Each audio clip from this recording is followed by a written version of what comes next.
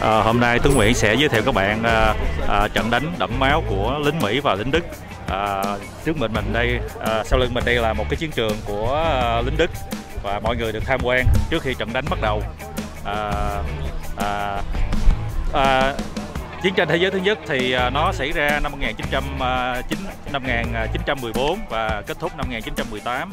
Và đầu tiên vô là cuộc chiến bắt đầu ở châu Âu.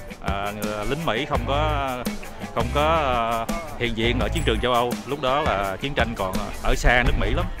Nhưng mà cho tới năm 1914 á, thì người Đức mới vận động người Mexico, nước Mexico tấn công nước Mỹ, và nước Mỹ từ đó sẽ quyết định bước vào cuộc chiến tranh với tổng thống Wilson.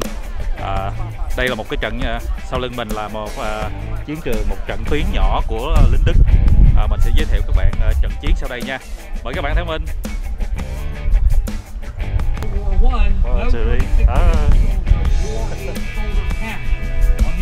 Thank you very much. World War I was Vietnamese fighting with the French. There are New Zealanders and South Africans. There are Rhodesians. The Japanese sent a squadron to support the Allies. World War I came about for a series of very complex reasons. Although that okay, có ngành lính Đức đang ghét nữa. We were allowed to continue to do business with the European powers. So from the very beginning, American industry, and the German practice of unrestricted submarine warfare is ultimately what sucked the United States into the war in April of 1916.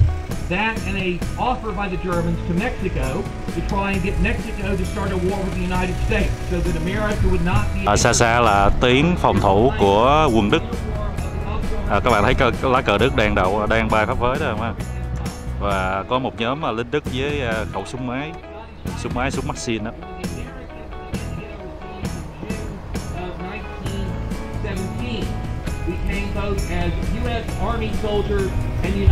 Các bạn thấy cái hàng rào, dây hàng rào kẽm gai không? Đó, hàng rào phòng thủ của căn cứ của Đức đó.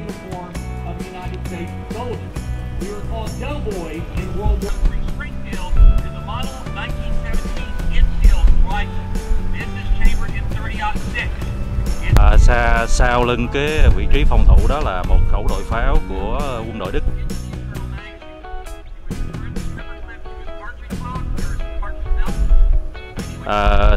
Sau lưng cái khẩu pháo 75 ly đó là hộp tiếp đạn nha, hộp tiếp đạn pháo 75 ly.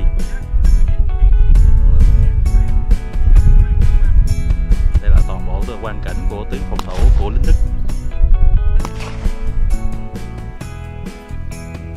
Các bạn nghe tiếng khai hỏa rồi đó.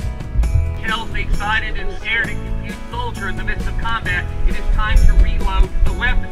This weapon was very rugged, very reliable. It had an effective range of 600 yards. And a trained marksman could actually hit a target without a scope. Thank you, Private. With these bolt-action rifles, the infantrymen on both sides had a killing power that far surpassed service or 303 for British service. It is loaded via a 47-drum magazine that inserts into the top of the weapon. Oddly enough, in that magazine, the bullets point towards the rear of the weapon, and as the drum turns internally, moves or spun around to point to the front and chambered in the weapon. This has an effective rate of fire of about...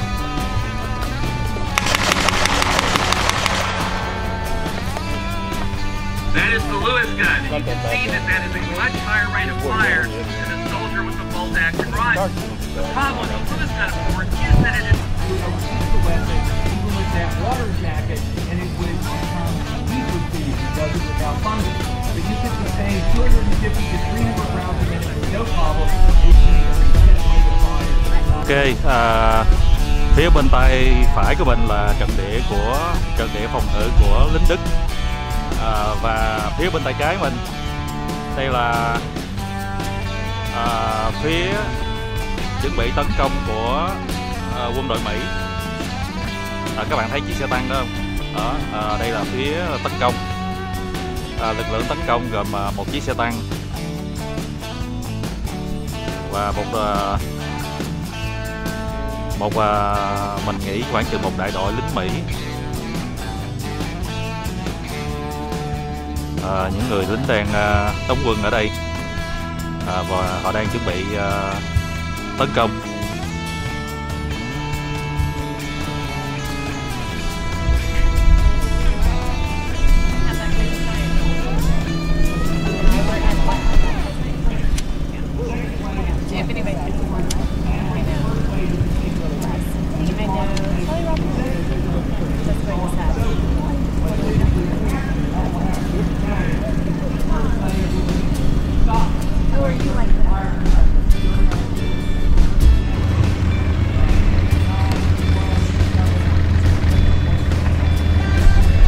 Đây là hoàn cảnh của lực lượng tấn công nha các bạn. Lực lượng tấn công sẽ vượt qua tuyến phòng thủ. Hai bên đang súng ống, đang gườm nhau, chuẩn bị cho cuộc đấu súng đẫm máu luôn, quyết liệt. Ok, khói đã lên báo hiệu cho trận đánh bắt đầu. Somebody cooking dinner.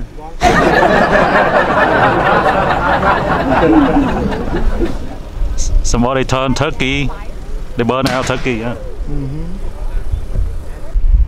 Wow, màn phát pháo đầu tiên. Hai bên đã bắt đầu màn đấu pháo. Không rồi các bạn ơi.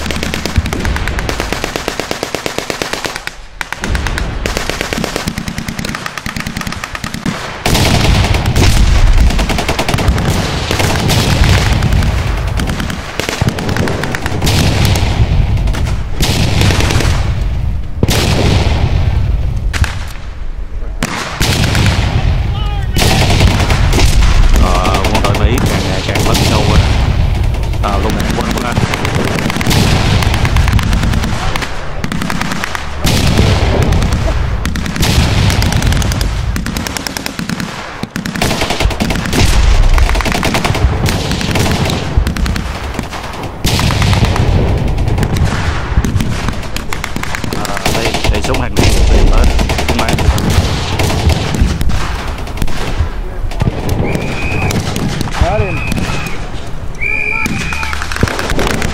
Fire the hole.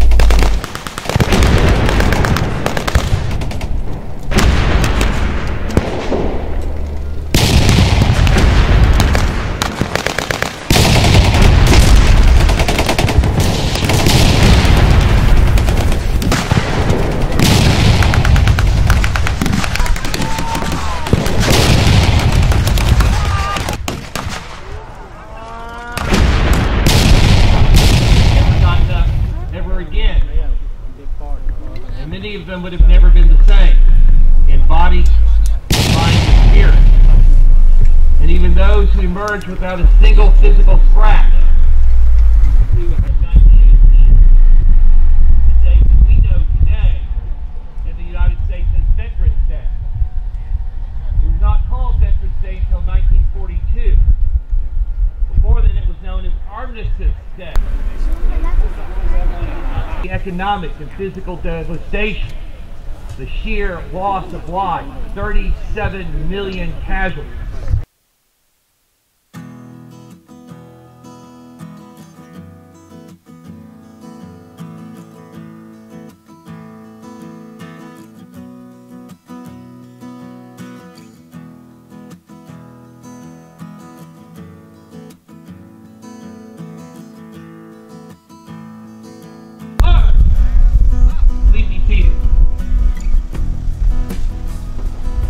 Ladies and gentlemen,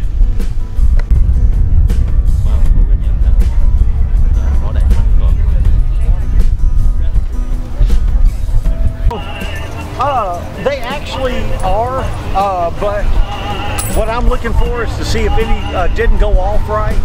Because those are, if they didn't go off, they're dangerous. Okay. We don't want anybody to take those home with them. Oh, okay, yeah, that's right. Yeah, that's part of what I'm doing is making sure all that stuff's okay. Wow, took you a while to do that. Yeah. We fired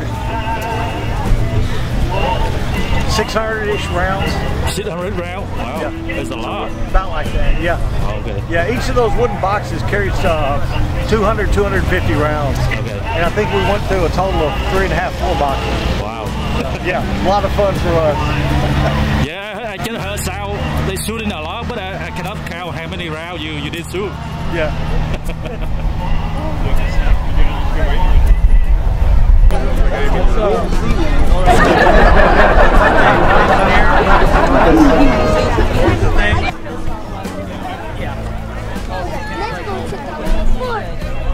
Every once in a while, one get a solid 10 on it. Yeah, it has lower and upper piping in it. Okay, and what happens is, you notice this one on the bottom is attached to it. Yeah. This can is like the overflow on a radiator system in your car. Yeah. And so it's filled up about halfway with water. And as the pressure builds up in this from the heat, it pushes it into there. Right. And as it cools down, it sucks it back in. I see. You got to have water in that for it to be able to be there. So, yeah. Okay, so it's not a circulating mother side of the family or McKees? Yeah, it's passive. It's passive. Yeah. Okay. All right. I was always wondering about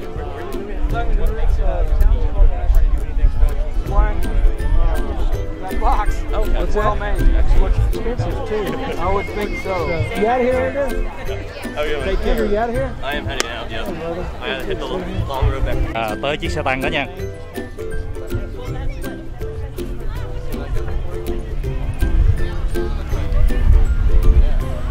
We get under the wire.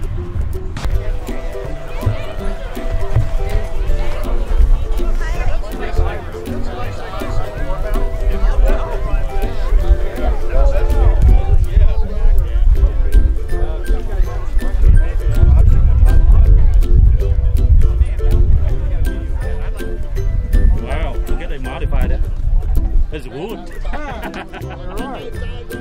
Sniper rifle the American Army made. We only got to that spot. Hey, you know, there's a real interesting book that I just saw. Mark, and I got a. Then you put Mark.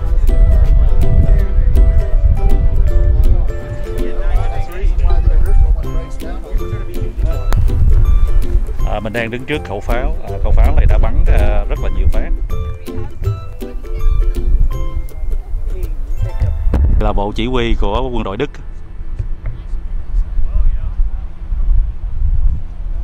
Các bạn nghĩ người Mỹ với người Đức là kẻ thù, nhưng mà bây giờ người ta vẫn trân trọng cái lá cờ của Đức đó nha các bạn.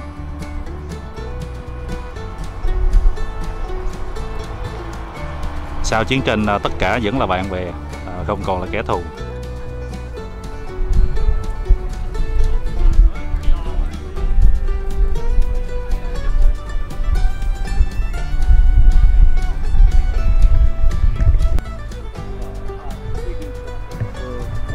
Collar insignias were black, dark color. Now these things are getting harder to find nowadays. It's what we call stripper clip. Okay, so you push in. But the neat thing about this, the way that the Germans designed it, instead of taking the time to pull this out, you don't have to do that, because that takes time. As soon as you put the rounds in, just kicks it out. It kicks it out. Stripper clip.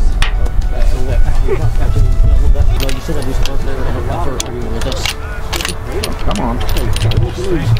It's not good if you have one fully. Well, again, these are blanks. They're shorter than a live round. They're even shorter, and I'm still looking to how I got. Also, this weapon is well, it used to be a ramrod. Believe it or not. It's now the cleaning rod. This rifle, Jeff, you want to hold your 98? That is the Mauser Gewehr 98. Now, the numbers. Yeah. If I may explain, the numbers. You've heard of the 98K Mauser from World War II? The Mauser 98K? Okay. That is the carabiner, or carbine version of that. The number 98 is the year that the weapon was adopted in German military service. So it was adopted in 1898. Wow. Okay? Anyway, this weapon came into service in the German army on the Western Front during World War I about 1916. Because there weren't too many of them, but they were producing. What was out there, this is the granddaddy. This is the Gewehr 88. Meaning it was adopted in German military service in 1888. And these were modified from the German, what was called the needle gun, which was nothing more but a fancy version of a Civil War rifle, but it had a needle on a spring for the firing pin. Very crude, but it worked. But then they came up with the good bolt action system. This particular... Ông Mỹ đó, ông giải thích là cái cây súng đó, cây súng của lính Đức được sản xuất năm 1890 và nó đưa vào sản xuất và phục vụ trong chiến tranh thế giới thứ nhất năm 1910 cho tới năm 1914.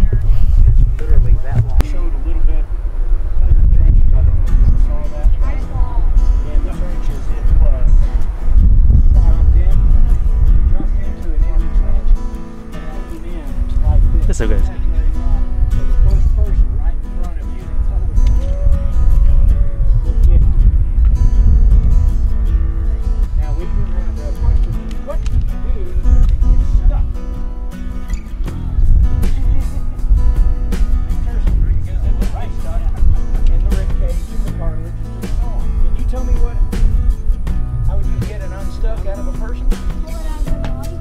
There you go.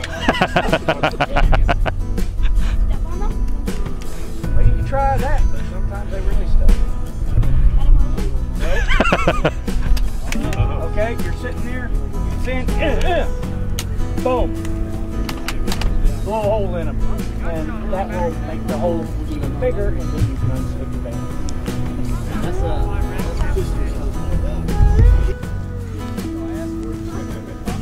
Sour. The Germans, this is a shovel, an entrenching tool, okay? The Germans, because it got so brutal in the trenches, they would take the spade, as it's known, and they would sharpen the edges. Remember when Jeff was talking, it got medieval? So when you had enemy troops in your trench, it was, and you would go. This is one of the more tame weapons they would use. They had trench knives, trench clubs. They had wrapped barbed wire. They had clubs that had spikes from island to island. It was never fair. Yes, this is the oldest weapon out there. I know he's worried about him. One destroyer escort every week. Those things were 400. Này còn bắn được nha các bạn. Can you tell me what uniform you are today? This is just one of the earlier versions of the German uniform in World War I. Okay. As I was telling him, as the war went along, they simplified it more and more. Got rid of the nice shiny buttons exposed and covered them up and things like that. So this is one of the early uniforms that you might like see in 1950. 1950. Yeah. But as you get into 1917 and 18, they're going to be a lot more drab than this. And this uniform any different with a non-officer? Oh yeah, yeah. Officers would have different kind of shoulder boards up here. They wouldn't have this little tressa on here, stuff like that. They probably have a collar patch up here. It depended on the actual unit as to how it would differentiate, but the most common thing that you're going to see the difference in any officer is the boards would all be silver or gold up here and not silver and gold. Okay, got it. All right. Okay, thank you. Các bạn ơi, diễn biến trận đánh đã kết thúc và mình đã tham quan một vòng ở chiến địa của quân đội Đức. Video mình đến đây là kết thúc nha. Tạm biệt các bạn cảm ơn các bạn đã xem đoạn video này. Hẹn gặp lại vào video kế tiếp. Bye bye.